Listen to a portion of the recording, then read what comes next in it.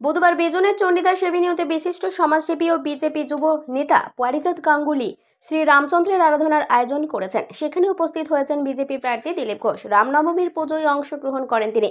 সেখানে অস্ত্র পুজো করেন বিজেপি প্রার্থী। পুজো শেষে পুরোহিত তার হাতে অস্ত্র হিসেবে তরোয়াল তুলে দেন। যদিও অস্ত্র নিয়ে কোনো রকম আস্ফালন করতে দেখা যায়নি প্রার্থীকে। তরোয়ালটি গ্রহণ করে প্রণাম করে ফের পুরোহিতের হাতে ফেরত দেন তিনি। পুজোর উদ্যোক্তা পারিজাত গাঙ্গুলি বলেন যে তৃণমূল নেতারা বিগ বাজেটের পুজোয় অংশগ্রহণ করে আর বিজেপি প্রার্থী ছোট ছোট কর্মকর্তার পুজোতেও অংশগ্রহণ করেন। এটাই পার্থক্য।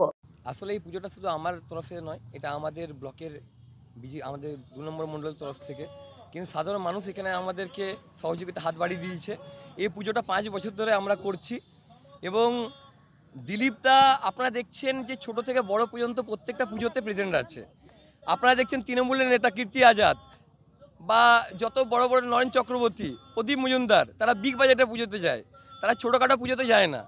তা আমরা সাধারণ মানুষ, আমরা কোনো রকম করে কষ্ট করে আমরা নিজেদের পকেট থেকে টাকা দিয়ে আমরা পুজো করছি। দিলীপদা আসাতে আমাদের এই পুজোটা আলাদা মাত্রা পেয়েছে। দিলীপদা সঙ্গ থেকে তিনি নিজের জীবনযাপন করেছেন, 40 বছর ধরে তিনি সন্ন্যাসী জীবনযাপন করেছেন বলতে পারেন, এবং তিনি ছোট বড় তার কাছে কিছু নয়।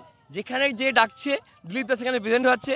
শুধু তৃণমূল, আমরা দেখছেন কদিন আগে তৃণমূলের নেতারা তারা ডেকেছেন, কারণ কীর্তি আজাদকে তারা কেউ ভোট দেবেন না, তারা বাংলাই বুঝতে পারছে না, ভাষাই বুঝতে পারছে না, তো তারা ভোট দেবে কী করে?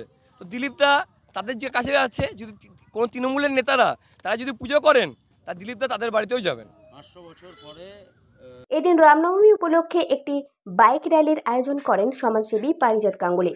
বাইক র্যালিটি গোটা ইস্পাত নগরী টাউনশিপ প্রদক্ষিণ করে।